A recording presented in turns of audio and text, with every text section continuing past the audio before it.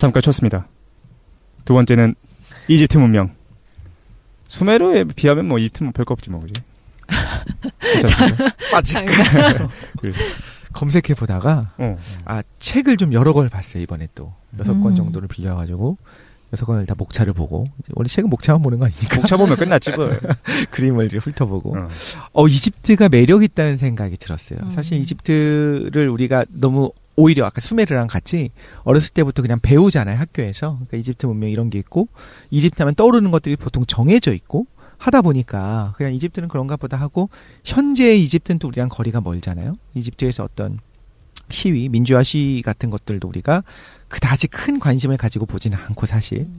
그러면서 저도 이제 이집트 과거의 이집트만 생각을 했었었는데, 공부를 하다 보니까 매력이 있더라고요. 근데 가는 거에 대해서 이제 여행 자제 국가든가 할 거예요, 아마 이집트가 지금. 아, 그래. 그래서 이제 크게 권장되지 않을 수는 있습니다. 근데 언젠가 이제 치안이 안정되고 하게 되면 한 번쯤은 가볼 만한 도시라는 생각이 듭니다. 제가 궁금한 게 있습니다. 여러 패널님들은 이집트 하면 뭐가 떠오르시는지 3가지씩 말씀해 주시면 됩니다. 중복도 가능합니다. 그러니까 이집트에 대한 이미지를 알아보고 싶은 거야. 네. 피라미드. 네, 피라미드. 미라. 미라. 네, 그 좀 하나로 묶었으면 좋겠는데. 피라미드와 미라. 네. 2가지 더 해주셔야 됩니다. 외계인? 파라오. 네. 스핑크스. 그 피라미드랑 같이 묶는 거 아니에요? 네, 그러고 싶은데 이게 다른 사람이니까. 한 걸 또 해도 돼요. 하지 마. 하나만 더. 도희님 하나만 더. 영생. 그래요, 영생. 그건 뭐 스핑크스랑 묶읍시다. 이집트 왕자. 근치논. 근치논. 근치논? 이집트 왕자도 나왔어요. 네. 또 하나 더. 크리스티앙 자크. 예? 예? 잠깐만.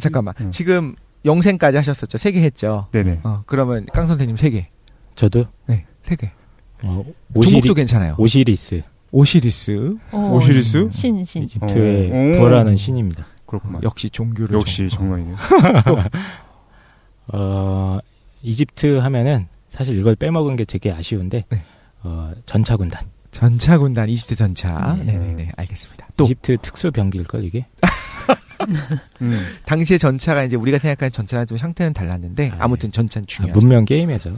그래요? 네. 그 전차 거기도 나오잖아요. 트로이에도. 영화. 또 하나 더. 뭐가 있죠? 사막.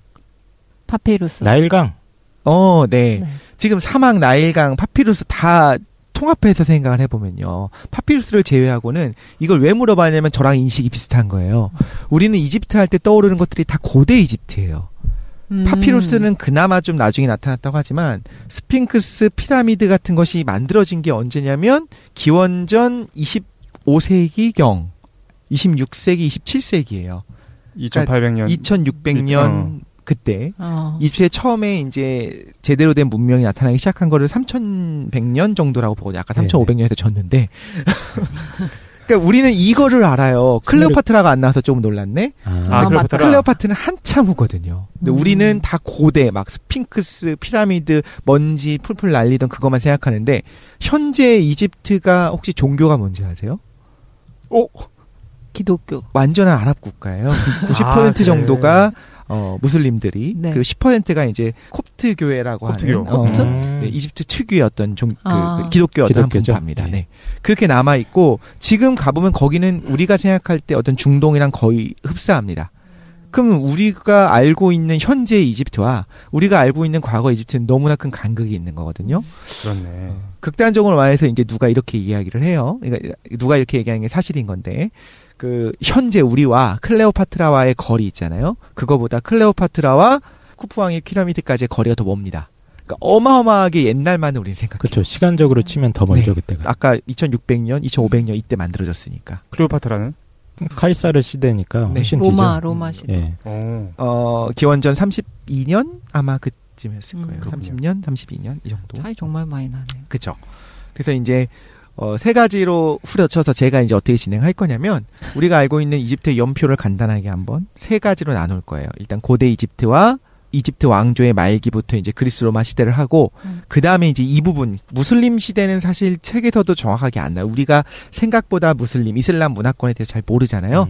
다음에 우리가 이슬람 특집을 하게 되면 그 부분에 대해서는 좀 자세히 할 수 있겠지만 할 거예요? 뭐 재밌어요. 그쪽도 이제 해보면. 그래서 이제 우리가 없는 셈 치기도 하잖아요. 사실 어느 정도는. 이슬람 문화를 모르니까 서양 문화 이유. 그래서 책들도 이제 보다 보면 이집트에 대한 역사를 이야기할 때 그리스 로마 시대 한 다음에 황급히 끝내버리든가 아니면 뒤에 무슬림 시대를 간단하게만 다뤄요. 마치 그 삼국지 연의를 보다 보면 제갈량 사울을 굉장히 쉽게 간단하게 다루는 것처럼. 그렇네. 그렇죠. 그런 것처럼 이제 연표를 간단하게 한번 다뤄볼 거고요. 그 다음에 이제 근대 이집트에서 우리가 이집트 민주화 혁명 같은 것들이 왜 나타나게 됐는지, 시위가 왜 하고 있는지 이런 거에 대해서는 뭐 시간이 없으니까 안 다룰 것 같고, 그 다음에 이제 저는 포인트를 찍었어요. 이집트에 대한 어떤 특징들을 여러분이 알고 있는 것들 같이 이제 나눠보려고 준비를 했습니다. 일단 고대 이집트 왕조가 형성된 거. 제1왕조, 2왕조 이런 식으로 이제 왕조를 이야기를 하거든요. 그래서 1왕조부터 2왕조까지가 형성이 된 거고, 고왕국 시대를 3왕조에서 6왕조까지, 그 다음에 중간기가 있고 중왕국 시대가 또 따로 있고, 그 다음 또 중간기가 있고, 그 다음 신왕조가 나타나고, 그 다음 또 중간기가 있고, 이런 식으로 왕조들이 중간중간에 끊기게 됩니다. 여기서 말하는 중간기라고 하는 건 굉장한 이제 혼돈의 시기라든가 외세의 침입에 의해서 외세들이 이제 득세를 하는 기간들을 중간기라고 할 수 있게 되고요. 그러다가 이제 결국에 아시리아한테 망하게 되고요. 근데 여기서부터는 우리가 알고 있는 내용이랑 좀 많이 닿을 거예요. 세계사에서 배웠던 것들이. 근데 수메르를 하실 때 너무 잘해 주셔가지고 사실 이 부분을 했었어야 되는데 별로 임팩트가 크지 않은 것 같아요. 왜 이집트가 이렇게 유구한 문명이 있을 수 있었는가? 또 어떤 세계에서의 어떤 최강 자리를 계속적으로 가지고 있었잖아요. 물론 네네. 이제 중국이랑 붙지 않았기 때문에 중국이랑 싸우면 누가 이겼겠는가? 뭐 예를 들면 GDP가 누가 더 높았는가? 뭐 이런 것들에 대해서 이제 객관적인 비교는 어렵습니다만 네. 기본적으로 이쪽 서양 중심의 어떤 문화에서는 이집트를 최강의 자리를 굉장히 오랫동안 유지한 거로 얘기하거든요. 근데 그게 가능했었던 이유가 아까 계속 말씀드렸던 것처럼 식량 생산량이었고 네. 그 식량 생산이 가능했던 게 다 나일강 때문인 거죠. 나일강이 우리 다 알고 있잖아요. 그 주기적으로 비가 내리고 주기적으로 홍수가 나요. 네. 홍수는 예측만 할 수가 있으면 우리가 얼마든지 대비를 할 수가 있습니다. 이제 이 시기쯤 되면은 비가 많이 상류에서 오고 어느 정도까지 이제 물이 잠기더라라는 걸 알면 그때 싹 빠지면 되는 거예요. 그렇지. 그 다음에 이제 범람했다가 시기가 지나서 이제 다시 강이 쭈그라들게 되면 유량이 줄어들게 되면 위에 상류에서부터 이제 흙들이 좀 흘러내려왔겠죠. 네. 얘네들이 다시 지력을 회복을 시켜줍니다. 땅에 있는 어떤 영양분들을 다시 회복을 시켜줘요. 실제로는 농사를 지을 때 지금은 이제 화학 비료가 있기 때문에 문제가 없는데 과거에는 이제 지력이라는 게 쇠하면 안 되기 때문에 막 입으로 중간에 이제 쉬게 하고 그랬었잖아요. 네, 경작을 할 때 그런 것처럼 얘는 그럴 필요가 없는 거예요. 왜냐하면 매해 다음 해가 되면 홍수가 났다가 가라앉으면서 리뉴얼이 되고 그럼 거기에 이제 새로운 농사가 너무 잘 되는 게 되니까. 그렇죠. 원래 밭을 갈아엎고 막 그쵸. 이런 걸 해야 되는데 그게 필요가 없는 거야. 자동으로 그냥 해주는 거죠. 그렇죠. 그래서 나일강 덕분에 계속적으로 이제 그거를 신의 축복이라고 그쵸. 이야기하고. 네. 자동 업데이트. 그렇죠. 그렇구나. 항상 좋게 된 거예요. 그래서 이제 왕은 뭘 해야 되느냐? 왕이 신인데 파라오가 신인데 신이 그 강의 홍수를 조절한다고도 또 믿었습니다, 사람들이. 왕 덕분에. 그러니까 정말 신의 어떤 위치가 할 수 있었던 것이고 어마어마한 생산량을 가지고 그러니까 잉여 생산량이 있었어요. 계속적으로 이집트가 자급자족이 불가능해진 게 어마어마하게 인구가 팽창하게 된 19세기? 20세기 이때 17세기였나? 아니야 19 아무튼 정확히 1900년대 초반인지 아니면 1700년대인지 좀 가물가물한데 이때 전까지는 계속적으로 식량이 남았어요. 그 많은 인구를 버티고도 그런 걸 생각해보면 또 어마어마했겠죠 당시. 그러니까 이런 걸 볼 때마다 진짜 이 금수저가 따로 있다니까 이거. 그러니까 지역적인 금수저. 지역적인 그래요. 지도에서 운빨로 어떤 애는 그냥 가만히 있어도 땅이 업데이트가 계속돼. 비료가 막 나오고. 근데 우리는 엄청나게 해가지고 땅을 다 갈아엎고 막 개고생해서 해야 되잖아요. 그러니까. 근데 나중에 그런 것도 그 있겠네. 우르 지방은 그렇게 최초의 문명이 나타날 정도로 어마어마했고 페르시아도 실제로 세계를 지배했었잖아요. 네, 그쪽이죠 다. 네. 마케도니아도 사실은 그러네. 멀지 않고 그랬던 애들이 이제는 석유까지나 그 생각하면 짜증나. 되게 그렇구나. 근데 이집트가 특징적으로 메소포타미아 지역은 불규칙하게 범람한다고 그래요. 그 범람 예측하기 힘든데 예, 예. 수메르인들이 그 관계 시설에 대한 기술을 가지고 있었기 때문에 문명을 이룬 반면에 이집트는 굉장히 규칙적으로 범람해가지고 그걸 활용하기 쉬웠던 것 같아요. 근데 이거 특성 때문에 그런지 그 메소포타미아 수메르 지역은 아까 깡생이 말해주신 것처럼 종교가 발달했는데 왕 자체를 신이라고 생각하진 않고 신의 대리자 이렇게 생각했는데 이집트는 특징적으로 파라오를 신이라고 생각하잖아요. 그것도 약간 지역적인 안정성 때문에 그런 생각을 하는 건지 그 약간 우리 축복받았다 이렇게 생각할 수 있으니까 우리를 다스려주는 왕은 신일 거야 이런 생각이 발생했을 수도 있을 것 같아요. 신이 바로 저기에 앉아있다 이렇게 생각할 수 있겠죠. 그 나일강 덕분에 이런 것들이 발전을 하게 돼요. 일단 측량을 해야겠죠. 당연히. 왜냐하면 땅이 잠겼다가 다시 싹 사라졌어. 그럼 물주기가 좀 달라지잖아요. 그럼 원래 땅 주인이 조금만 바뀌어도 이제 난리를 칠 거라고. 그렇죠. 다시 분배를 하기 위한 그렇죠. 기하 벡터, 측량 기술, 수학이 발달하게 될 거고요. 당연히 농사가 너무너무 잘 되겠죠. 그 농업이 발달하게 될 것이고, 이것 덕분에 엄청난 인구의 부양이 가능해지고요. 그럼 잉여 생산량이 있기 때문에 잉여 인구가 생겨나고, 잉여 인구가 생겨난다는 거는 노동력을 풍부하게 사용할 수 있다라는 거죠. 또 이제 나일강이 교통로로 작용을 해요. 그래서 위에 상류부터 하류까지 이제 거의 1000km가 넘는 그걸 왔다 갔다 할 수 있는 예를 들면 피라미드를 만들었던 그 석재를 저 위쪽 거의 1000km 위에 올라가면 있는 아스완의 채석장에서 가져오게 되거든요. 그게 기자 피라미드로부터 기자 지역으로부터 남쪽 900km예요. 그거를 육로로는 도저히 못 끊어요. 그 커다란 돌을. 근데 이제 배로는 가능하죠. 지금도 대량으로 운송을 할 때 생각해보면 석유 같은 거 어떻게 운송하냐면 다 배로를 가지고 하잖아요. 그 배를 가지고 가는 것이 편하기 때문에 이런 것들이 가능했다는 거. 그 꿈을 이루려고 했던 분이 이제 4대강을 운하로 파서 그렇죠. 하셨던 거잖아요. 사실 우리나라도 그 힘들게 경부 고속도로를 건설했잖아요. 얘네들은 그냥 있는 거야. 딱 태어나고 딱 집 밖에 나왔는데 앞에 고속도로가 쫙 깔려 있는 거지. 남북을 관통하는. 진짜 금수저론. 이집트 금수저론. 이집트 금수저론. 그래서 이 나일강의 덕분에 인구가 과거에 정말 옛날에 기원전 막 10세기 때도 700만에서 900만까지도 올라갔었습니다. 그랬다가 그런데 여기가 대신에 물을 쓰잖아요.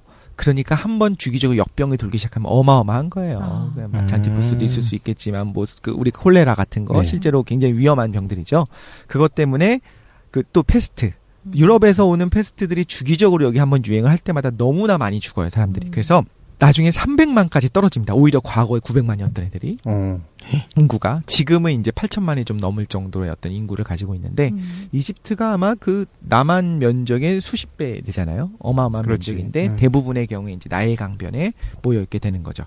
근데 지금은 1902년에 이제 아스완 댐이 만들어지고, 1971년에 아스완 하이댐이 있어요. 그래서 이제 나일강이 더 이상 범람하지 않게 됐습니다. 범람하지 않고 이제 조절이 가능해진 거죠, 정부가. 네.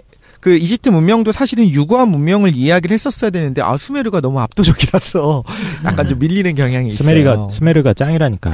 그런 거 같아요. 근데 수메르인들은 저쪽 이게 중앙 아시아 쪽에서 이제 이주했을 거다라고 생각하는 경향들이 좀 있잖아요. 그게 근데 그 설이 워낙 많아서 어디서 왔는지도 사실 불분명하고 그 기록이 명확하진 않아요. 그렇죠. 믿을 수도 없고 사실은. 그 지역 그냥 토착민인 건지 아니면 저 극동에서 오신 분들인지 모릅니다. 근데 이제 그쪽은 셈족이라고 보통 이야기를 한다면 여기는 이집트는 햄족이라고 합니다. 그래서 기원전 3200년경에 이집트 남부에서 남쪽에서 그러니까 아프리카 북부에서 햄족이 이주를 해왔다고 해요. 그리고 그 햄 얘기하고 이제 셈족 하니까 좀 생각나는 분들이 있을 텐데 그거요?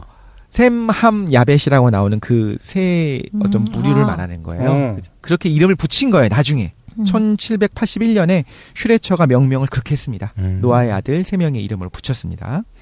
이거 봐라. 이게 성경이 사실이다가 되는 게 아니고 성경의 이름을 따서 나중에 붙인 거죠. 이름을. 그래서 이제 나일강에 정착한 무리 중에 메네스 혹은 나르메르라고 하는 지도자에 의해서 최초의 통일 왕국이 생겨났는데 그게 기원전 3150년경에. 근데 그 전에도 당연히 상이집트, 하이집트 워낙 크니까 나일강이 크기 때문에 그 이집트가 있었고요. 그 이후에 이제 30개의 파라오 왕조가 이루어지게 됩니다.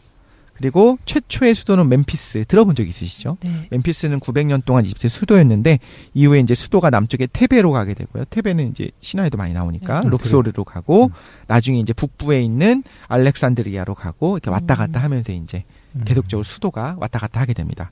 그런데 이때 거대한 우리가 알고 있는 그 피라미드와 스핑크스가 건설된 게 기원전 2500년경이에요. 2500년 하면 뭐 그냥 그럴 수 있겠다 싶겠지만 사실 우리 단군에 의해서 이제 고조선이 나타난 것 자체가 2333년이잖아요. 그렇네. 그거보다 최소한 100년 이상 앞서는 단군 할아버지가 호랑이랑 곰과 씨름하고 계실 때 여기는 스핑크스를 올리고 있었다. 그렇죠. 피라미드를 올렸죠. 별 차이 없네. 비슷하구만. 비슷하지 뭐. 곰을 부렸으면 뭐 피라미드잖아요. 그러니까. 그 정도면. 그렇죠. 그 고조선보다 오래된 것이 바로 코프왕의 피라미드. 코프왕의 피라미드는 2550년경이거든요. 이렇게 하면 좀 안 와닿는데 이 기원전 3000년, 2000년을 세기로 바꾸면 이제 어마어마해져요. 기원전 28세기, 막 30세기 이렇게 되는 거잖아요. 아, 그럼 또 이상하네. 그렇죠. 이상하죠. 굉장히 오래된 것처럼 느껴지잖아요.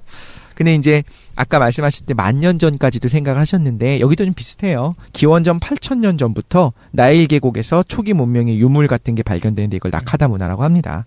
그래서 정복자의 기념물이 있다라는 거, 정복자가 기념물을 남겼다라고 하는 거는 대규모 원정을 했다는 어떤 증거가 되겠죠. 이런 것들, 혹은 뭐 귀족이 화장하기 위해서 만들었던 뭐 파레트, 무기 이런 걸 발견되는데 사실 여기가 정말 오래전부터 사람이 일종의 문명이 나타나기 시작했던 거는 아까 말한 것처럼 이제 인구 부양이 가능했기 때문일 거예요. 그죠? 식량 때문에. 근데 그게 아니고서도 사실 한국에도 신석기, 구석기 문화들이 다 있잖아요. 네. 그렇죠? 그 지역들이 있죠.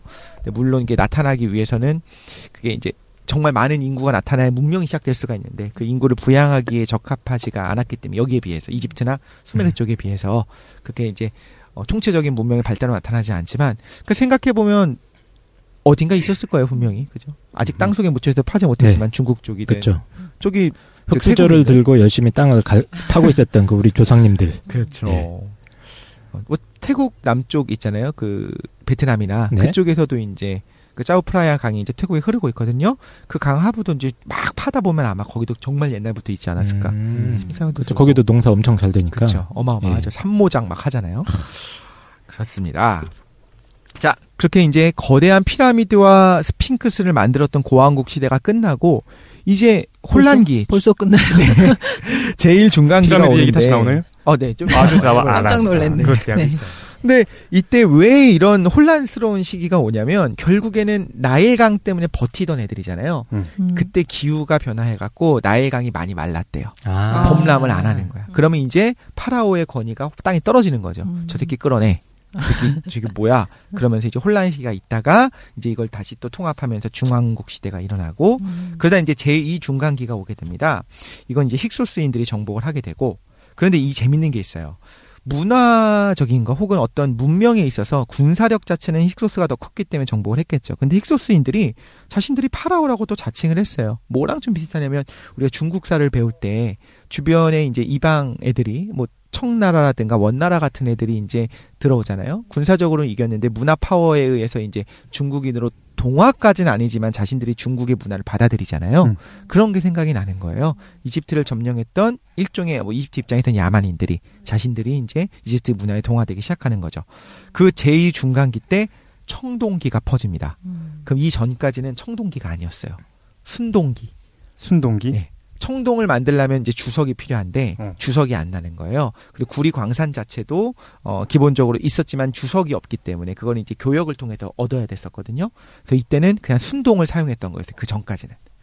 그럼 피라미드를 만들 때 순동으로 어떻게 그 돌을 잘라요, 그죠? 순동이 뭔데요? 순동과 청동의 차이가 뭐예요? 순동은 말 그대로 순수한 동.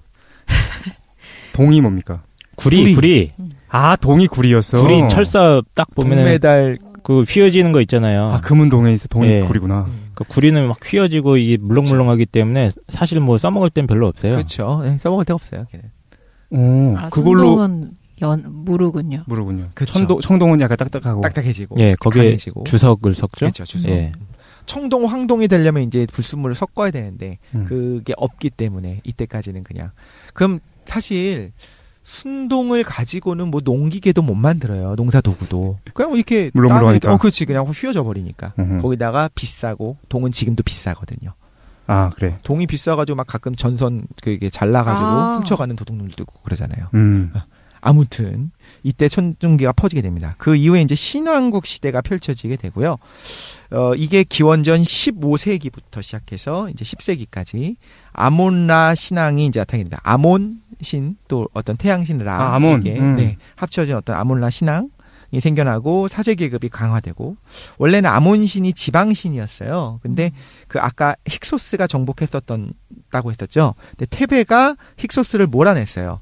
그럼 테베가 이제 권력을 잡았어요. 그러면 이제 이 지방신이었던 아몬을 국가신으로 올리게 되고 그치. 우주를 창조한 거로 이제 격상을 시키게 됩니다. 사제들이.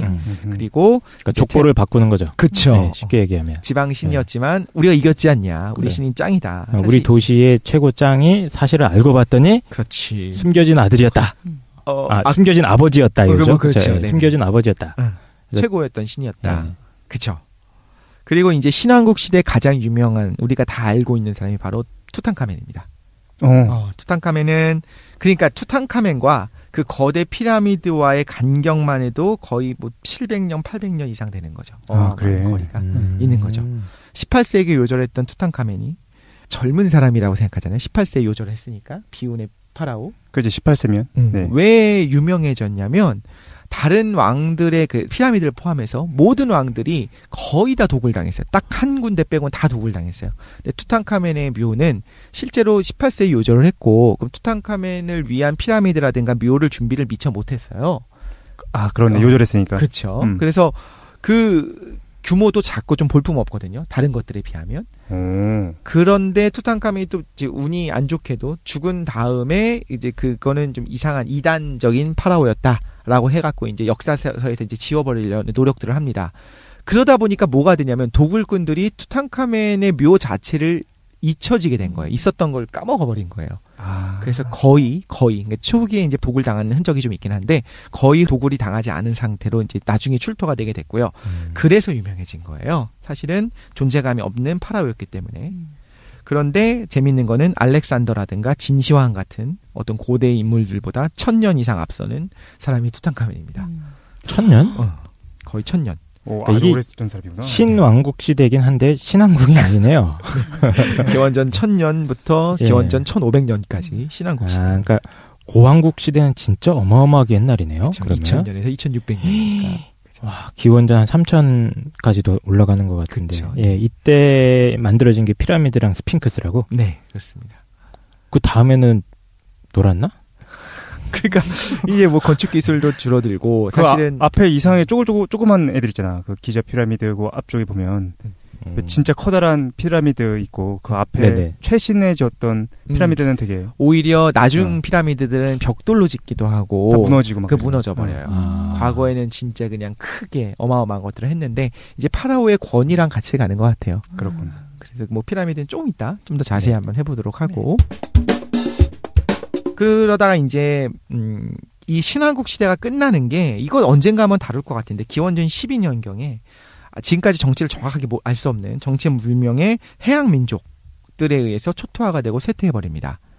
물론 멸망은 안 해요. 이집트는 멸망할 만한 나라는 아니에요. 기원전 11세기경. 네. 그때 그 해양 민족이 뭐냐면 정치불명 해양 민족이 나타나서 그 당시에 있었던 지중해 문화권에 있는 대부분의 민족들을 거의 절멸시켜 버려요. 싹 밀리죠. 싹 사라져요. 그러고서 싹 사라집니다. 걔네들이 실제로. 그럼 그 해양 민족이 도대체 누구냐에 대해서 이제 여러 가지 가설들이 있게 되는데 예를 들면 우리가 아테네를 비롯한 어떤 그리스의 도시 국가들이 나타나는 것도 왜 그게 나타날 수밖에 없냐면 그 해양 민족이 그 예전에 있었던 문명들 다 파괴를 해갖고 거의 뭐 90% 이상이 죽고 도시 하나가 사라지고 막 그랬거든요. 그러고 난 다음에 이제 복구하는 과정에서 소수의 인물들이 다시 과거의 문명을 다시 밟아가는 거예요. 조그만 어떤 초국가가 성립이 안 되니까 도시국가가 성립되면서 조금 모여서 살기 시작하는 거죠. 근데 이때 히타이트라고 혹시 아세요? 네. 그렇죠. 히타이트 세계 최초의 철기를 사용했던 문명이라고 하잖아요. 히타이트가 여기에 멸망을 해버립니다. 정체불명의 해양 민족에 의해서. 재밌는 건 200년 전만 해도 히타이트가 있는 걸 몰랐어요. 1800년대만 해도 우리가 히타이트라는 것이 있는 줄 자체를 몰랐어요. 네. 그 정도로 철저하게 파괴를 당하는 거죠. 얘네들에 의해서. 그렇군. 해양 민족에 의해서. 그래서 이 해양 민족이 말하자면 청동기를 절단을 내버리고 완전히 이제 철기 시대로 들어가게 한 거죠. 히타이트가 멸망하면서 히타이트가 사용했던 어떤 그 철기 기술을 이제 퍼뜨린 거겠죠. 재밌는 건 철기 사용은요, 반드시 뭐가 필요하냐면 철이 많거든요, 사실. 청동기보다 훨씬 더 구리가 안 나오면 청동기는 있지가 않아요. 그래서 우리는 지금 이야기할 때 뭐 구석기 시대, 신석기 시대 청동기를 거쳐서 철기에 갔다라고 이야기를 하는데 청동기를 건너뛰는 문명도 많았어요. 구리가 없으면 청동기에 들어갈 수가 없기 때문에. 근데 이제 철기라고 하는 거는 구리보다 훨씬 더 생산량도 많고 실제로 훨씬 더 강하기 때문에 압도적으로 강한데도 불구하고 철기는 사용이 힘든 이유가 안 녹아요. 일단 철 광산을 집어넣고 그걸 녹여야지 뭔가 재련을 할 수 있잖아요. 근데 이걸 재련하기 위해선 1500도 정도의 온도가 필요하거든요. 1500도요? 네, 1500도. 1300도에 1500도가 필요한데 물만 끓여도 뜨거운데 그 온도가 안 나와요, 문제는. 1500도를 낼 수가 없어. 그래서 철기에서 철을 녹여내갖고 이제 철을 재련하기 위해서 반드시 필요한 게 풀무입니다. 풀무질을 한다고 하죠. 이렇게 펌프질을 한다고 해요. 공기를 펌프질해갖고 집어넣어줘야지.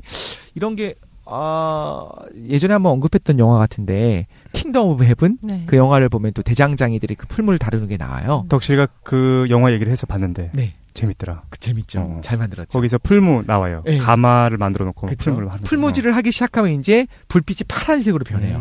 산소가 풍부해지니까. 그러니까 쉽게 얘기하면 불난집에 이렇게 부채질을 엄청 많습니다. 세게 하는 거군요. 네. 그렇게 하면은 이제 철을 녹일 수 있을 정도가 되고 그 단단한 철이 나타나는 거예요. 근데 이 히타이트는 풀무를 만들 정도의 기술은 없었다고 말을 해요. 그거 우리가 만들었어요. 풀무를? 중국이. 중국에서. 오, 그래요? 이게 내가 그래서 서로 멱살잡이가 이제 시작되는 겁니다. 다 자기가 원조라고. 없었어요? 그러고 우리 있었는데. 수메르가 짱이다. 언제 만들었다 나와요?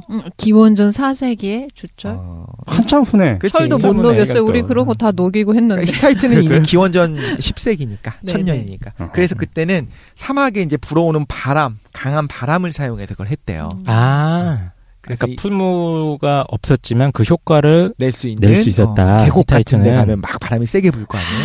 막 이런 걸 사용했다고. 맞다. 야, 그럼 거기서 1500도를 냈다고? 대단한데. 그 바람을 사용해서. 천재들 많아. 대단하죠. 그러니까. 생각해보면 대단하죠. 생각해보면. 우리 네 사람, 아니야. 우리 그 정모에 지원했었던 2,500명이 워프를 해갖고 이때로 간다고 하면 우린 청동기도 못 들어가잖아요. 신석기도 못 들어가고. 우린 들어가는 거 아니야? 구석기로 살아야 될 텐데. 모였는데 덕실이 한 100명 있어. 원자력 발전소 바로 만들어. 아무튼 그렇습니다. 네. 그래서 광석이 빛이 나는데? 이러면서. 그렇구만. 네, 그러다가 이제 제3중간기를 지나서 이제 아시리아의 지배를 받게 되죠. 그러고 뭐 26, 27, 28 왕조 가면서 이제 우리가 아는 사람들이 나타나기 시작해요.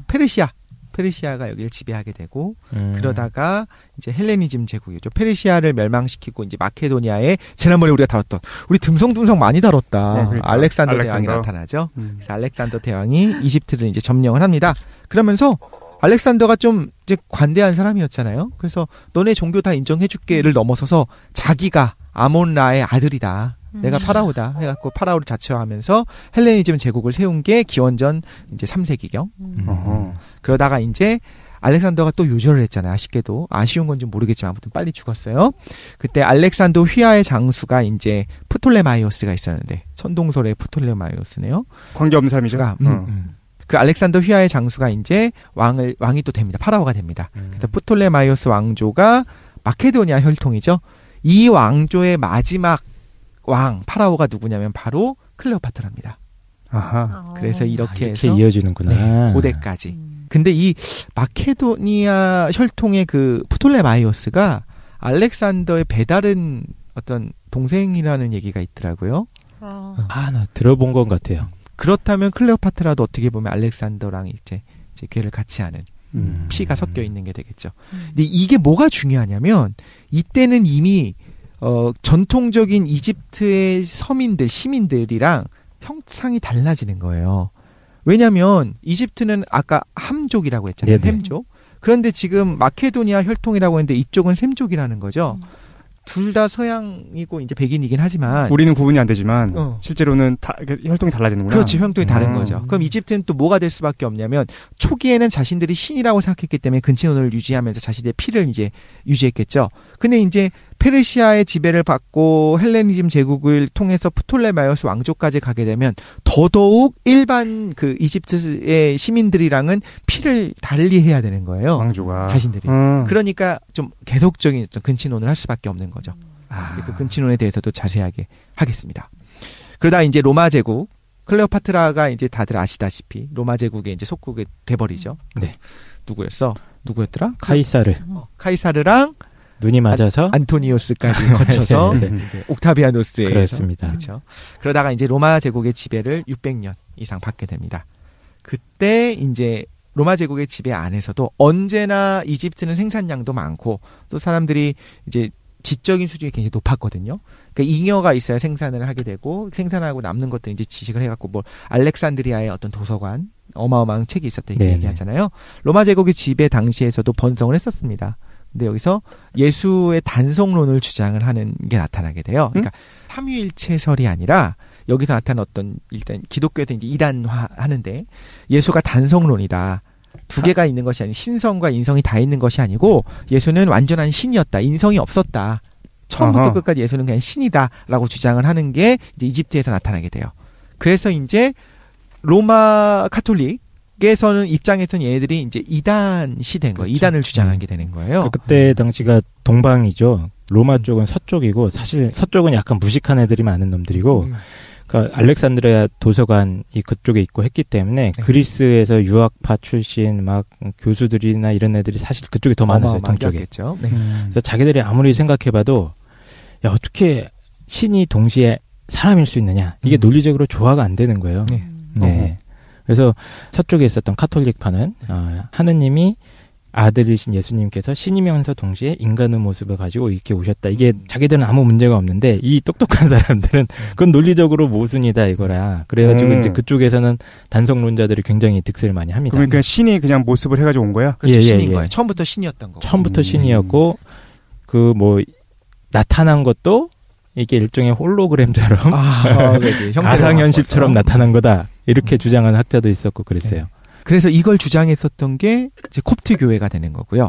그런데 콥트 교가 실제로 단성론을 그렇죠. 단성론을 주장했어요. 당연하지만 그 서로마뿐만 아니라 동로마에서도 이거는 이단인 거예요. 그래서 비잔틴 제국 있잖아요. 비잔틴 제국 그 콘스탄티노플 그 정부에서 당연히 박해를 합니다. 너네 이 이단 새끼들아 그러면서 너네 그거 빨리 고치지 않아. 근데 여기서는 나름의 신앙이 있는 거예요. 이게 확실하다라고 믿고 있었겠죠. 그러니까 초반에 기독교 초기에는 이집트가 굉장히 중요한 역할을 했는데 후반으로 갈 때 이제 비잔틴 제국과 거리가 멀어지는 거죠. 그러니까 계속 박해가 있고 그러니까 어떻게 되냐면 점점 빡칩니다. 이 사람들이 독립하고 싶다. 저 새끼들이 계속 우리를 박해하네. 쟤네들 우리 그 식량만 계속 가져가네. 그래서 이제 사이가 안 좋았어요.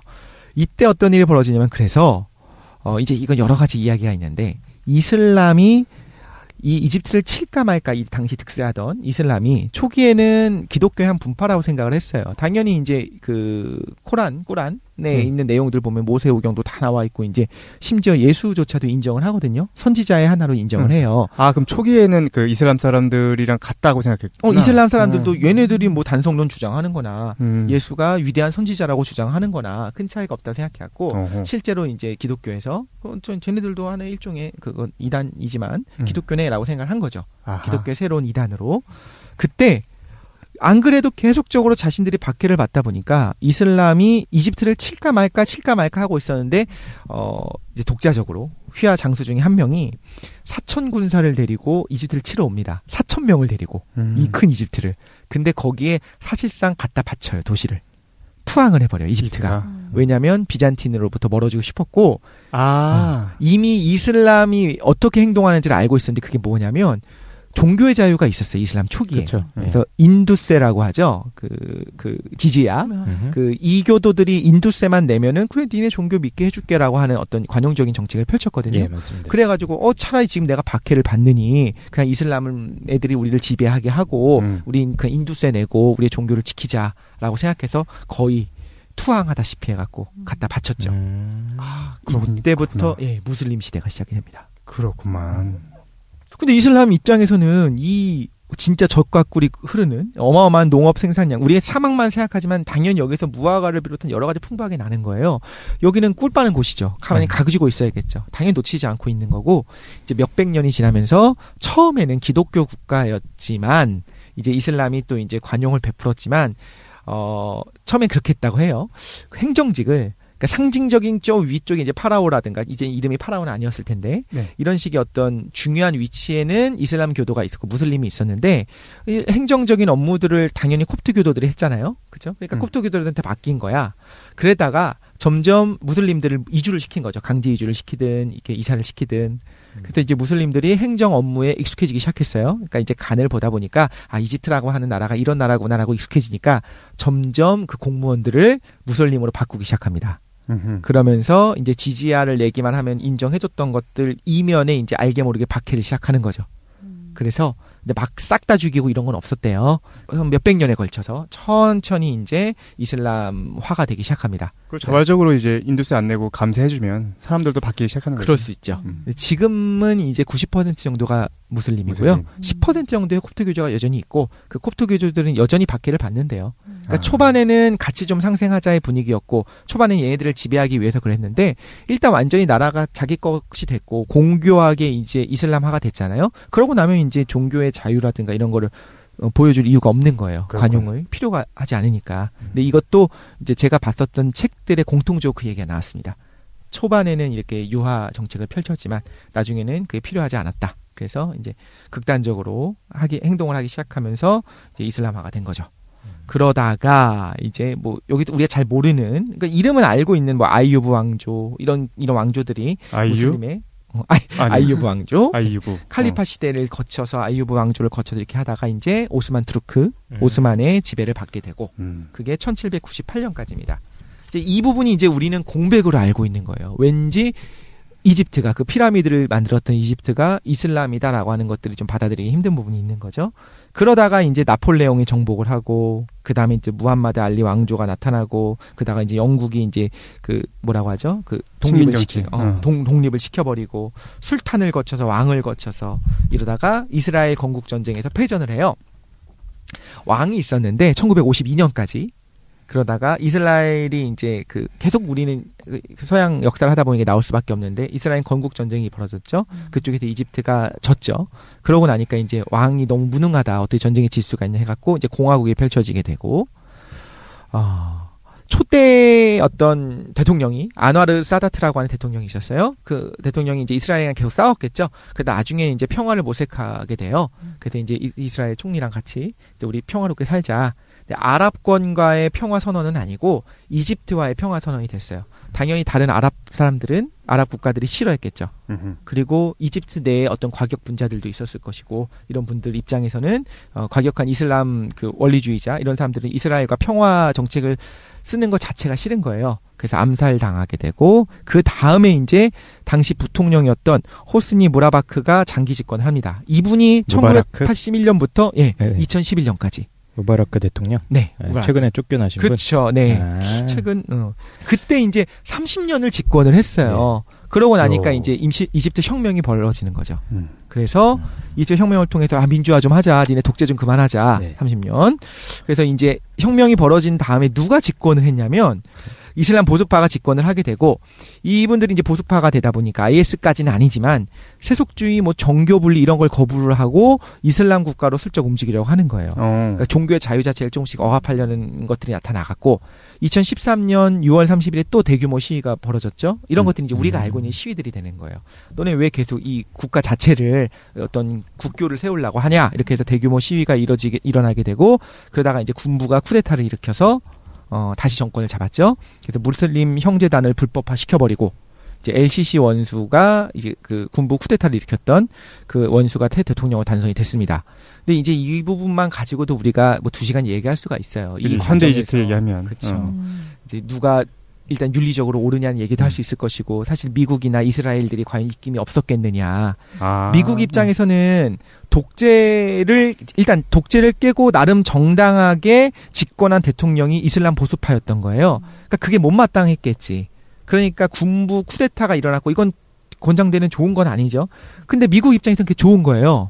쿠데타를 일으켜서 어떻게 보면 이슬람 정권이 아닌 다른 정권이 친미적인 그렇죠. 정권. 약간 친미적인 그런 정권이 이제 정권을 잡았으니까 이제 이집트도 갈 길이 먼 것 같습니다. 쭉 들어보니까 금수저였다고 좋아할 게 아니네.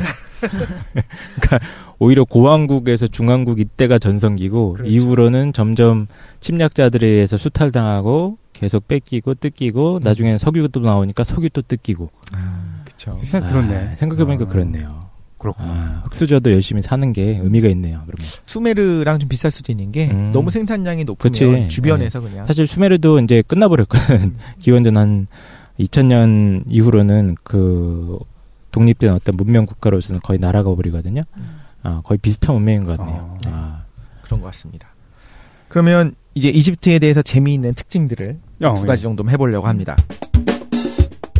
첫 번째는 왕가의 모계 전통이에요. 이거 재밌더라고요. 모계? 네, 모계 전통. 왕가가 파라오가 어떻게 해서 파라오가 될 수 있냐면요. 일단 왕가의 피를 보호해야겠죠. 그래서 일단 근친 결혼을 하는 거는 중요합니다. 근친 결혼을 하기 때문에 자기의 어떤 그 동생, 누나 뭐 이런 사람들이랑 결혼을 하게 되죠. 형제랑 가장 좋은 게 형제가 되는 거고 그게 안 되면 좀 먼 친척이 되는 건데 근데 재밌는 거는 파라오의 왕권이 그의 왕비가 생존한 경우에만 가능해요. 무슨 말이냐면 왕이 되려면 왕비 1순위인 여자와 결혼을 하고 있어야지만 파라오입니다. 오, 그래? 여자가 더 중요해요. 그래서 이 여자가 살아있는 한 이 여자의 남편이 파라오인 거야. 근데 이 여자가 죽고 나면 이 여자가 죽었으니까 파라오를 만들 수 있는 왕권을 줄 수 있는 여자가 바뀌겠죠. 네. 그 사람과 결혼한 사람이 다시 파라오가 돼버리는 거예요. 신기하네. 그러니까 여자가 중요해요. 그래서 왕비 우선순위 1순위와 결혼하면 파라오가 된다고 했죠. 네. 그럼 이제 여러분이 파라오라면 어떻게 하겠어요? 장수할 수 있게끔. 아내를 운동시키겠습니다. 또 보약을 먹이. 그래서 죽으면 어떡해? 미라를 만들겠습니다. 그렇구나. 미라는 아니고요. 흑마술. 다음 순위 사람들이랑 다 결혼해버리면 되는 거예요. 1순위가 A, 2순위가 B, 3순위가 C였다면 A, B, C랑 다 결혼하는 거예요. 근데 결혼 선택권은 누구한테 있어요? 파라오가 있죠. 할 수 있죠. 파라오한테 그래. 있어요? 그러니까 지금 이게 이렇게까지 극단적으로 되는 거예요. 내가 지금 왕비랑 결혼해서 애를 낳았어요. 딸을 낳았어. 그러니까 왕비가 죽으면 딸이 1순위가 되겠죠. 네. 딸이랑 자기가 결혼을 해버리는 거예요. 미리. 어쨌든 그렇게. 그죠. 우리가 보면 완전한 콩가루에다가 있을 수 없는 일이지만. 이거 이집트판 막장 드라마가 굉장히 재밌었겠네요. 그러면 이때 당시 막장 드라마 찍었으면. 그래서 그 파라오가 혈족과 관계없이 가족 내에 왕비 서열이 있는 모든 여자랑 다 미리 결혼하려고 한 거예요. 그래서 람세스 2세는 이제 굉장히 중요한 사람이거든요. 소설 람세스의 주인공이기도 하고 이집트에서 거의 영웅 같은 사람인데 이 사람은 자기 딸들 뿐만 아니라 자신의 어머니와도 결혼을 했어요. 그래서 우리가 보면 또 이해할 수 없는 부분이겠죠. 여러 가지 뭐 이제 그 제도적이고 상징적인 거니까. 그렇죠. 했겠지 뭐. 근데 이 사람은 신왕국 시대 19왕조의 3대 파라오고 90살을 살았습니다. 그 당시에. 3,300년 전 사람인데 90살을 살았고 그 히타이트와 평화를 이뤘고 국경을 확립하고 또 이 사람이 아마 세계 최초의 조깅인이 아니었나. 아침조, 새벽조인가? 그 조깅인. 매일 아침 식사 전에 3km를 아버지가 달리게 했대요. 3km는 3,000m잖아요. 항상 3km를. 그래서 오래 산 게 아닌가. 90살까지 살았으니까 이렇게 생각을 해요. 그거 안 달렸으면 100살까지 살았는데. 그럴 수도 있죠. 그러니까 힘들어가지고. 정산소에 의해. 그러니까. 그리고 이분이 그 성경에 나온 출애굽기 탈출기 있잖아요. 네. 그때의 그 바로의 가능성이 살짝 있어요. 그러니까 왜 이집트 왕자에서 람세스라고 부르죠. 그렇죠. 근데 이제 여러 가지 설이 있는데 그 탈출이 언제 일어났는가? 그게 기원전 15세기 혹은 13세기 두 가지 설이 있거든요. 요즘은 탈출기 자체가 아예 없었다라고 보지는 않고요. 있긴 있었을 거야. 근데 이제 그게 어떤 국가의 그 근본을 흔드는 커다란 사건은 아니었을 수도 있다라고 이야기를 하죠. 아, 그래요? 근데 그렇게 얘기하는 사람도 있더라고. 실제로 유대 민족하고 이집트 민족이랑 접촉하지 않았을 거다. 근데 이제 그거에 대한 새로운 연구들도 계속 있는데 일단 이 사건 자체가 아예 없었던 거다라고 생각하지는 않는데 이제 정말로 뭐 몇십만의 사람들이 이주한 것은 아닐 수도 있다. 여러 가지 설들이 있는 거죠. 오케이. 그래서 뭐 아무튼 람세스 2세거나 아니면 람세스 2세의 아들이 있거든요. 그때 아마 이제 일어나지 않았을까라고 생각을 하고 있습니다. 그게 또 재밌는 게 클레오파트라 있죠. 클레오파트라가 자신의 큰오빠랑 결혼을 했어요. 그거는 다르게 말하자면 누구냐면 클레오파트라의 큰오빠가 클레오파트라를 통해서 왕권을 계승한 거예요. 근데 큰오빠가 죽었습니다. 그럼 그 다음에 자기가 클레오파트라가 남동생이랑 또 결혼을 해요. 그럼 이제 다르게 말하자면 남동생이 클레오파트라랑 결혼을 함으로써 파라오가 된 거죠. 합법적인. 그럼 이제 이게 이해가 가는 거예요. 율리우스 카이사르가 이집트 왕위를 계승할 수 있었던 게 뭐 덕분이냐면 클레오파트라랑 결혼을 했기 때문인 거죠. 안토니우스도 왜 계속 클레오파트라랑 결혼을 하느냐.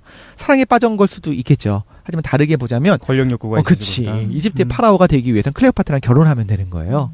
그래서 이렇게 일어났었다는 어떤 특징적인 목의 전통이 있었습니다. 재밌네. 그리고 또 하나 피라미드. 피라미드 뭐 궁금한 게 있나? 별거 없는데. 피라미드 특집해야지요. 내가 하고 싶어서 피라미드. 사부작으로. 그러니까. 저는 그냥 뭐 사실 공부를 좀 하다 보니까 이제 책들도 그렇고 이제 인터넷에 있는 글들도 보고 하다 보니까 피라미드는 뭐 충분히 만들 수 있구나. 뭐라고요? 이제 초월적인 기하학, 천문학, 측량술이 필요하죠. 어마어마하게 정밀도를 가지고 있고 그 정도의 커다란 돌들을 저 900km 네. 높은 곳에서 싣고 와갖고 만들어내니까. 근데 요즘 또 어떻게 얘기하냐면요. 한 4,000명 정도면 건설이 가능할 거라고 봐요. 4,000명 정도의 인원이 4,000명? 있고. 4,000명. 4,000명 정도가 연 인원 동원이 되고 네. 이제 충분히 먹여가면서 몇 년에 걸쳐서 건설하겠죠. 뭐 국내 어떤 교수님은 또 이렇게도 이야기했다고 해요. 노예들을 통해서는 이 정도의 정교한 건축물이 생길 수가 없다. 자유민들이 아니면 불가능하다. 근데 이게 있어요. 우리가 피라미드를 보고서 로마 시대에 로마 애들이 놀러 다녔을 거 아닙니까? 그죠? 그래서 관광을 왔어요. 그러고서 로마 애들 입장에서도 피라미드는 고대였단 말이에요. 2000년 이전이니까. 야, 고대인들이 어떻게 저걸 만들었을까? 우리가 볼 때는 그 놀라운 건축 기술을 가지고 있었던 로마 애들조차 감탄을 했었던 거죠. 근데 이 안에 뭐가 있냐면 고대 이집트인들이면은 지금으로부터 4,500년 전 사람이 저런 걸 지었을 수 있었을 리가 없다. 당시에 뭐 풀 뜯어먹고 살던 인간들 아니었겠냐. 바퀴도 없었을 거고 아무것도 없었을 텐데 저거를 뭐 끈으로 뭐 사람들이 인력으로 밀었나 이런 식으로 무시하는 게 깔려 있는 거예요. 당시에 못했을 거다라고. 그래서 이제 불가능하다고 생각하는데 지금 이제 여러 가지 증거들을 통해서 여전히 핵심적인 기술들이 발견되지 않고 있는 부분들이 있을 겁니다. 그리고 다 정황 증거예요. 그러니까 이거지. 이런 방법으로 시뮬레이션을 돌려보니까 4,000명 정도 혹은 뭐 2만 명 정도면 충분히 가능하더라라는 얘기를 했는데 실제 우리가 타임머신을 타고 가서 그 당시를 봤을 때 그 방법이 아닌 다른 방법을 사용했을 수도 있겠죠. 그렇지. 텔레파시를 통해서 도로 옮길 수도 있고. 그렇지. 그 UFO가 도와줄 수도 있을 것이고. 하지만 이제 가능하다라는 거죠. 가능하다라고. 그러니까 너무 그게 무리한 기술은 아닌데 그치. 겉모습만 보니까 대단해 보이니까 우리가. 그렇죠. 오히려 지금 이제 현대판 뉴딜 정책이었다. 그래서 우기는 아니죠. 이제 범람에 있을 때 농사를 못 짓잖아요. 그동안 걔네들이 농사를 못 짓는다는 건 먹을 게 없고 할 게 없는 거예요. 그렇죠. 근데 이제 그 농사꾼들이 할 게 없고 놀아야 되는 시기가 되면 사실은 놀리면 좀 문제가 생길 수 있는 경우가 많이 있어요. 그렇습니다. 그러니까 뭔가를 해야 될 거 아니야. 빵은 줘야 돼. 국가에서 파라오가 신이니까 빵은 배급을 해야 되는데 아무것도 안 하고 주면 안 되고 뭔가 노동을 시켜야 되는 거죠. 그러니까 너네 놀지 말고 여기 와서 일을 해라. 시켰다는 거죠. 재밌는 게 노동자들이 낙서를 한 것들이 발견됐기 때문에 이게 알려진 거예요. 잘 보다 보면 노동자들이 막 노동하다가 막 낙서를 하기도 하고 뭐가 출토되냐면 어떤 노동자들이 못 나왔어요. 노예라면 그런 일이 있을 수가 없는데 어떤 날은 막 빠진 거야. 결석을 한 거야. 결근을 한 거야. 그 이유들을 막 써놓은 것들이 있거든요. 당시에 파업도 가능했고요. 네. 최초의 파업이 아마 나타났을 거라고 봅니다. 급료가 빵과 술인데 이걸 미지급하면 배째라고 막 그냥 할 수 있는 상황이었던 거죠. 그래서 피라미드 주변의 무덤이나 각종 자료에 의하면 1만 명 미만의 주민들이 동원됐다고 하는데 이에 따르면 돌이 230만여 개의 피라미드는 7년 정도만 지나면 만들 수 있다라는 계산들을 할 수 있다고 해요. 제가 그 노역자들이 몇 명이 못 나오게 된 이유를 써놓은 거기에 써 있는 내용을 읽어드리겠습니다. 뭐였을까요? 궁금하네. 세바 전갈에 물려서 일주일 쉼. 코스 하루는 몸이 아파 쉬고 다음 날은 잔치 때문에 쉬었다. 정직하네 얘는. 페소 아들 묘지 참배로 쉬었다. 네페렙 형 시신의 미이라를 만드느라 못 나왔다. 가족 시신을 그냥 자체적으로도 만들 수 있는. 그럴 수 있었나 봐요. 그게 이제 초기에는 엄격하게 불가능했는데 이제 고왕국 시대가 그러니까 후기로 되고 좀 하면서 가능해졌었나 봅니다. 이호텝 전날 술 마셔서 숙취로 쉬었다. 그거 있을 줄 알았어. 이런 것들이 있었으니까 우리는 굉장히 막 채찍 맞아가면서 노예들이 일을 했을 거다라고 생각을 하고 이 뭐 행정보급관 일을 잘했기 때문에 이런 일이 벌어졌다 이렇게 하는데 사실 우리 생각보다는 생산량이 풍부한 나라들은 어떻게 보면 농업 생산량이 풍부한 나라들은 노예제를 유지할 필요가 없을 수도 있어요. 그렇죠? 나중에 이제 노예가 나타나게 되고 노예는 있긴 있는데 그 노예의 삶도 아니 잠깐 어떤 책은요 이집트에 노예가 없었다라고 하기도 해요. 고대 이집트에 아주 고대 아예 이집트에 없다. 그럴 수도 아예 있어요. 없었다라고 그러니까 수메르 제국 같은 경우도 초기 도시국가가 막 건설될 당시에는 다들 자유시민이었을 것이다라고 추정을 하고 일종의 공화제 형태로 대표를 선출해서 이렇게 정치가 움직였던 기록도 있으니까. 예. 그러다가 잉여 생산량이 나타나게 되면 그 배분하는 문제에서 걸리기 시작하는 거죠. 그 부분이. 사제들이 가져가게 되고 왕이 족장이 가져가게 되고 그러면서 그리고 이제 노동력이 필요하기 때문에 옆 마을에 있는 남자들을 잡아다가 이제 전쟁을 벌이고 지는 사람들을 노예로 쓰게 되는데 생산량 자체가 늘어나게 되고 인구가 많은 경우에는 딱히 필요 없는 시점이 있겠죠. 어느 시점. 그러고 또 하나 이제 최 사장님이 좋아할 만한 거 사자에서가 이집트에 있어요. 그죠, 유명하지. 네, 그 고대 이집트 장례식의 본문 모음인데 이게 책 별칭이 이거예요. 빛으로 나아가기 위한 책. 그래서 죽은 자가 의지를 따라서 지상으로 돌아오는데 필수적이기 때문에 그런 거고. 거기는 뭐 그 선택지 같은 거 없습니까? 그런 건 없었던 것 같아요. 지난번에 망해가지고 이번에 이집트를 한번은 해봐야 되지 않을까. 그러게. 근데 그건 없었어요. 그래서 사자에서가 기원전 16세기에 개정 편찬된 모음이고 어떤 모음은 기원전 20세기경으로 겉으로 올라가는 거, 심지어 피라미드 안에서 발견된 것들은 기원전 2024세기, 25세기 해갖고 BC 2400년경에 피라미드 본문 이런 글들이 있는데 이제 모든 게 다 들어있는 건 아직까지 발견된 적은 없고 사본들이 모아져 있는 사자에서도 있고요. 이게 좀 비슷하죠, 느낌이. 의지를 따라 빛을 따라 와갖고. 근데 실제 내용은 내 기억이 잘 안 나긴 하는데 많이 달랐던 것 같긴 한데. 근데 티벳 사자에서가 그거 원래 이름이 바르돌 테돌이었잖아요. 티벳 사자에서 제목을 그 에반스 웬치가 지을 때 이집트 사자에서를 생각하고서 지은 거야. 그래서 티벳 사자에서가 된 거예요. 더 북 오브 데트인가? 뭐 그럴 거예요. 원제가. 근데 어쨌든 재밌는 건 그거네. 피라미드라는 것이 국가 차원에서의 계획 경제였던 거야. 그러니까 국가 지출 사업이었던 거구나. 국비 지출 사업. 지난번에 저희 그 이스터 섬 얘기할 때도 과연 그 커다란 모아이 석상들을 누가 왜 만들었겠느냐 했지만 사실은 그게 다 의미가 있었던 거죠. 그렇죠. 그런 것처럼 우리가 과거를 생각할 때 이스터 섬도 마찬가지로 불가사의 중에 하나로 사람들이 생각을 했었잖아요. 이건 외계인이 아니고선 못 만들었을 거야. 근데 그거는 인간이 옆마을 사람들과 경쟁을 하게 되면 충분히 가능한 거 생각해보면 우리의 고대를 너무 무시하는 경향이 있다는 거예요. 이 당시에 이걸 어떻게 만들었지? 라고 하면서 당시에 못 만들었을 테니까 외계인이 도와줬을 거야. 혹은 다른 초고대 문명이 있었을 거야. 근데 걔네들이 예를 들면 뭘 통해서 사라져갖고 지금 우리가 유실된 거야라고 생각을 하는데 그렇게 따지자면 로마 시절의 건축 기술이 로마가 사라진 이후에 유실됩니다. 그 로마 시대 그 길을 닦고 그 철근은 아니었죠. 콘크리트를 짓고 그걸 통해서 이제 또 대제국을 통치할 수 있는 어떤 정치적인 것들, 행정적인 그 노하우가 있었잖아요. 그게 유실된 다음에 실제로 중세에 들어가기 시작하면서 아예 그런 대제국 자체를 유지하는 것 자체가 불가능한 거예요. 그 행정 서비스라는 노하우조차 사라졌기 때문에. 그래서 이제 드문드문 있는 조그마한 어떤 변방의 나라들로 유실되는 것처럼 실제 기술은 얼마든지 유실될 수가 있거든요. 심지어 우리 조선, 고려 이 시대에 만들어졌었던 어떤 건축물조차도 우리가 완벽히 동일하게 복원하는 것이 좀 힘들잖아요. 그렇긴 하지. 그런 것들을 생각해 보면 피라미드가 아무것도 아니다라고 얘기할 건 절대 아닌데 그렇다고 해서 이거는 뭐 외계인이 아니면 불가능하다라고 얘기하는 거는 좀 쉽지 않은 이야기인 것 같습니다. 그렇군요. 동의하십니까? 근데 이제 얼마 전에 그 러시아 상공에 피라미드 떠올라가지고 도는 거 못 봤어요? 영상 못 봤어요? 알겠습니다. 나중에 맨날 어디서 보시는 거예요? 피라미드 특집할 때 제가 한번 낱낱이 한번 파도록 하겠습니다. 생각해보니까 우리가 좀 과하게 잡은 면이 있는 것 같아. 1시간에 한 문명씩 끝내려고 이렇게 너무 과하게 잡았다라는 생각이 들었는데 일단 크게 두 가지 문명했습니다. 아주 초기 원시적인 형태의 수메르 문명하고 그 다음에 고대 문명의 대표라고 할 수 있는 이집트 문명. 그렇죠. 두 가지를 이번 주에 한번 다뤄봤어요. 특징적인 걸 살펴보면 역시 둘 다 금수저였다. 초반에 문명은 금수저가 될 수밖에 없는 것 같아요. 하지만 그 금수저를 물고 태어났지만 그 금수저를 활용하기 위해서 어마어마하게 많은 그 노력과 시스템이 치열하게 발전했었던 것 같아요. 그리고 많은 아픔도 있었을 거고. 그렇죠.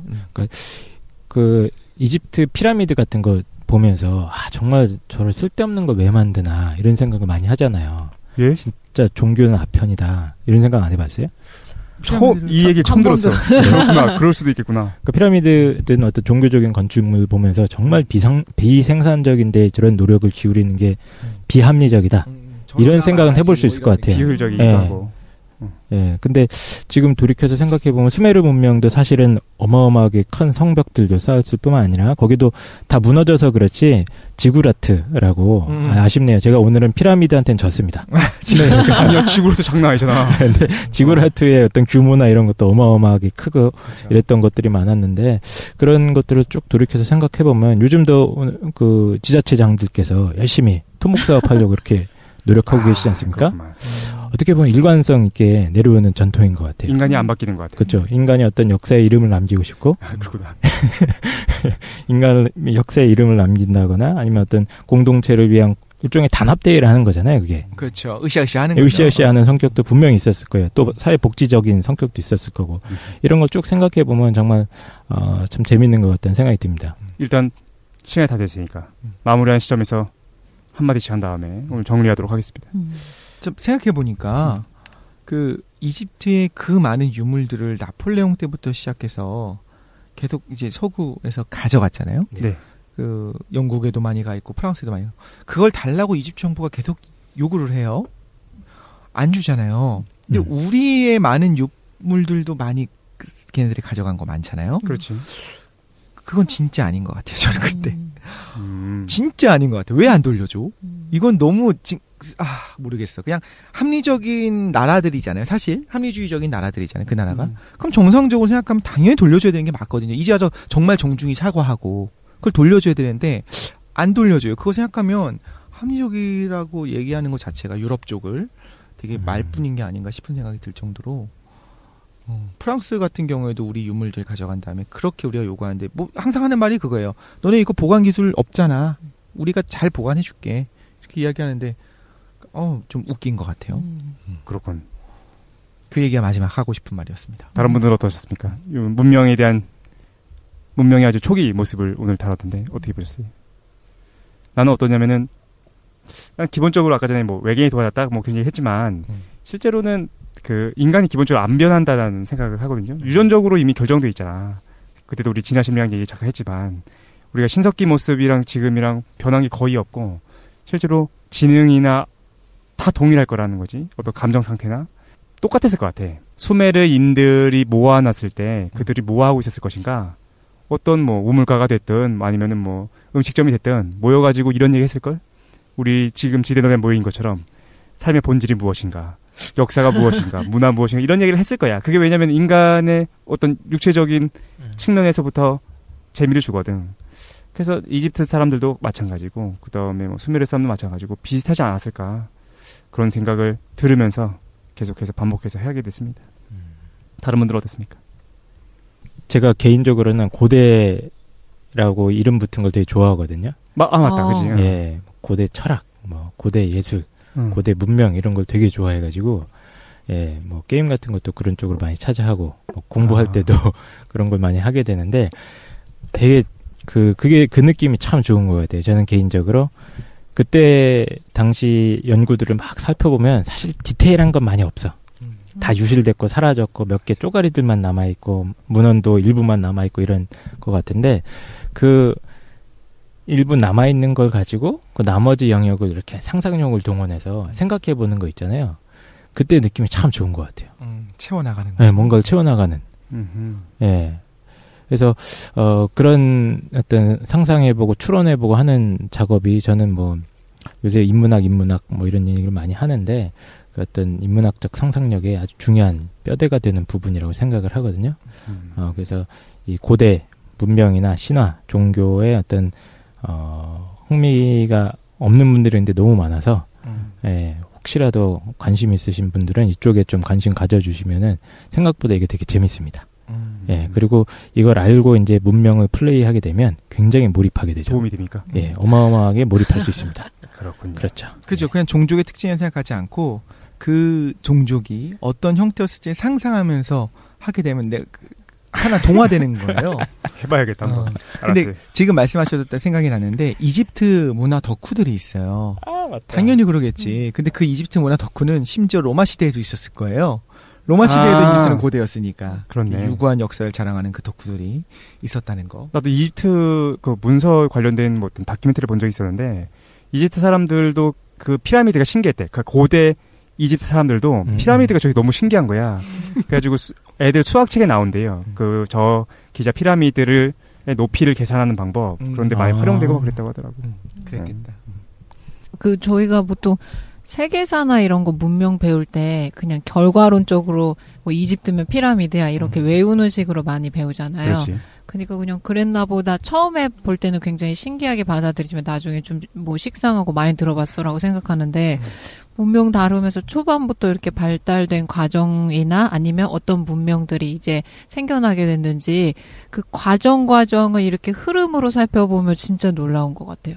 그 생물학적으로는 인간의 유래 보면 와 인간의 문명사가 진짜 대단하다 경외감을 느낀 것처럼 인류사적으로 보면 문명의 발달되는 과정 맥락을 살펴보면 아무것도 없던 상태에서 오랜 시장이 누적된다고 해서 사람들이 그런 발명을 계속하면서 나아갔다는 게 진짜 신기한 것 같아요.